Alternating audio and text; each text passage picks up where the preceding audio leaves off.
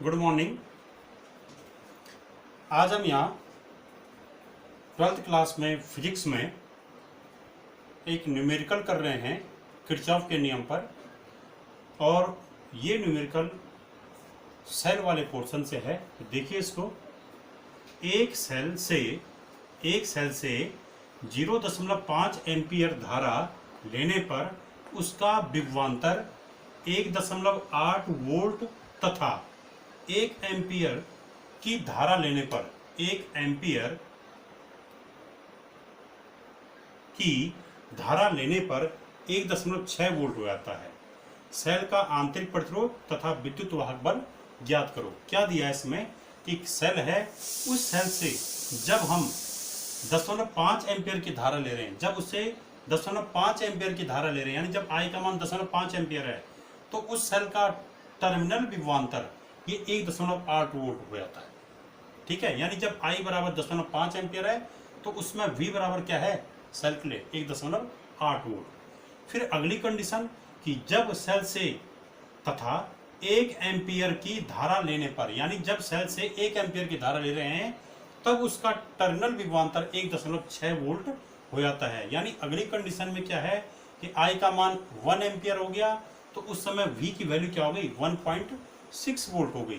तो अब हमको क्या निकालना है, सेल का आंतरिक प्रतिरोध यानी इंटरनल रेजिस्टेंस निकालना है, और विद्युत वाहक बल यानी इलेक्ट्रोमोटिव फोर्स ईएमएफ निकालना है।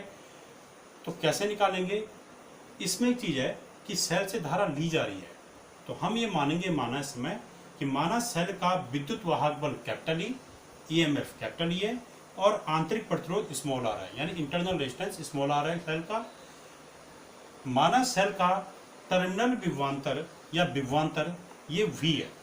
ठीक है, तो तब सेल से धारा लेने पे, जब सेल से धारा लेते हैं तो उस समय कौन सा सूत्र यूज होता है, V बराबर E माइनस आई आर। और जब सेल को धारा देते हैं तब ये सूत्र क्या होता है, V बराबर E प्लस आई आर। तो यहाँ पर धारा ली जा रही है तो सूत्र कौन सा लागू होगा, V equal to E minus I R. अब इसमें हम पहले ये वाली कंडीशन लागू करेंगे कि जब I बराबर 0.5 एम्पियर एवं V बराबर I बराबर 0.5 एम्पियर, तो उसमें टर्मिनल विभवांतर कितना हुआ 1.8 वोल्ट। तो V बराबर कितना है 1.8 वोल्ट। तो तब इस समीकरण 1 में मान रख दो। तो यानी हम क्या करेंगे, जब I बराबर इतना, V बराबर इतना, तब समीकरण 1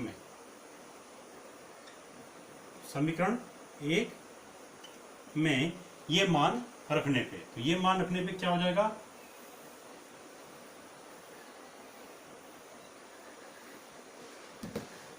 देखिए यहाँ पे रखिए इस मान को, यहाँ पे V के स्थान पे क्या रखिए 1.8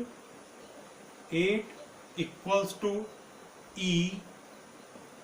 E का मान हमको ज्ञात नहीं है, E निकालना है, माइनस आई का मान था 0.5 ये इंटू आर, 0.5 इंटू आर, ये हो गया हमारा समीकरण नंबर। ये दूसरी समीकरण आ गई।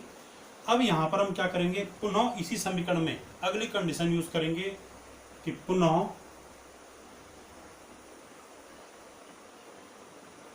समीकरण 1 में, इस समीकरण 1 में हम I का मान क्या रखेंगे, दूसरी लाइन क्या थी सवाल की कि जब उस सेल से 1 एम्पियर की धारा ली जाती है तो तब वहां पर उसका विभवांतर 1.6 वोल्ट हो जाता है। तो सेल से कितने एम्पियर की धारा ली,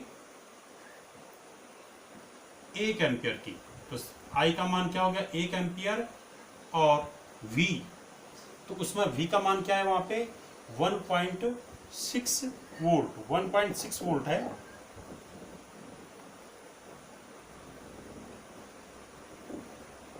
तो समीकरण 1 में I बराबर 1 एम्पियर और V बराबर 1.6 वोल्ट रखने पर, तो रखिए इसको, ये हो जाएगा इसी सूत्र में।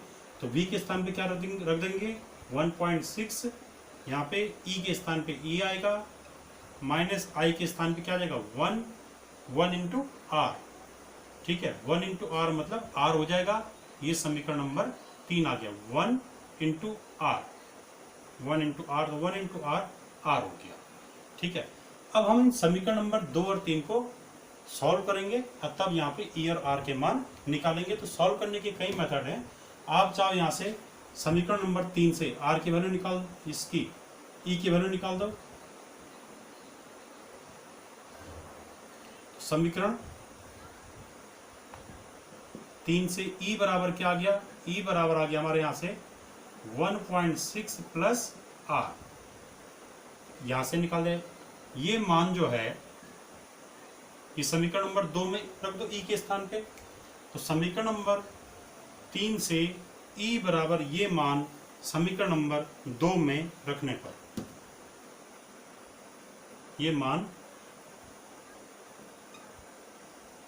समीकरण 2 में रखने पर, तो रखिए इसको यहाँ पे। तो यह आ जाएगा 1.8 equals to E minus 0.5 R. तो ये था समीकरण नंबर। तो इसमें ई के स्थान पे क्या रखना हमने, सॉरी 1.8 इक्वल टू ई के स्थान पे ये मान रख दीजिए 1.6 प्लस आर, ये रख दिया, माइनस 0.5 आर। तो देखिए यहाँ पर आर का मतलब ये क्या है 1 आर, ये क्या है 0.5 आर। तो आर में से इसको घटाइए, अगर हम ब्रैकेट खोल दें तो ये आ जाएगा। तो इसमें से इसको घटाइए तो ये आ जाएगा 1.8 इक्वल टू 1.6 प्लस 1 आर में से 0.5 आर घटाइए तो ये आ जाएगा 0.5 आर और इसका चिन्ह हो जाएगा धन। अब यहाँ पे 0.5 आर की वैल्यू निकालिए तो 0.5 आर इसकी वैल्यू, तो ये यहाँ आ जाएगा, ये आ जाएगा 0.5 आर इक्वल टू 1.8 माइनस 1.6। तो 1.5 आर इक्वल टू इसमें से घटाइए तो ये हो गया 0.2। तो आर की वैल्यू क्या आ गई,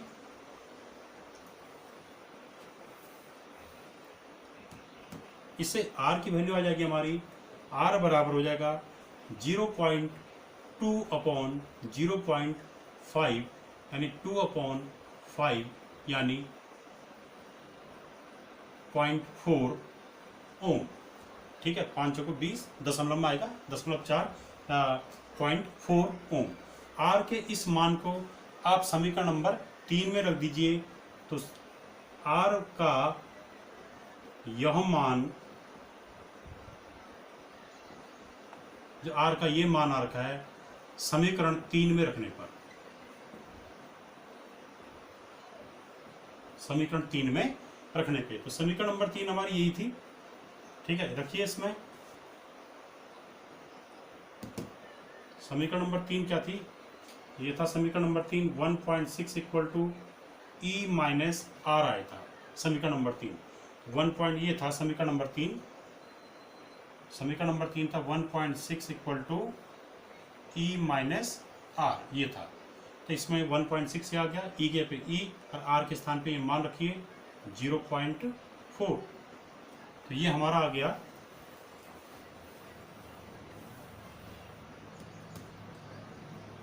ई बराबर ई इक्वल्स टू, ये यहाँ के प्लस हो जाएगा 1.6 प्लस 0.4। तो ई इक्वल्स टू 2.0 वोल्ट। इस प्रकार से हम यहाँ पर जो है ये ई और आर की वैल्यू निकाल चुके हैं। तो हमारा आंसर आ जाएगा, आंसर कि आर इक्वल टू 0.4 ओम और ई इक्वल टू 2.0 वोल्ट। ध्यान दें, मात्रक का प्रयोग जरूर करें, मात्रक जरूर लिखें, नहीं तो नंबर कट जाएंगे इसमें। इस प्रकार का ये जो न्यूमेरिकल है कई बार बोर्ड में आया है, ये वाला न्यूमेरिकल या इसके पैटर्न पे डिजिट चेंज हो सकती हैं और न्यूमेरिकल भी आए हुए हैं। Thank you.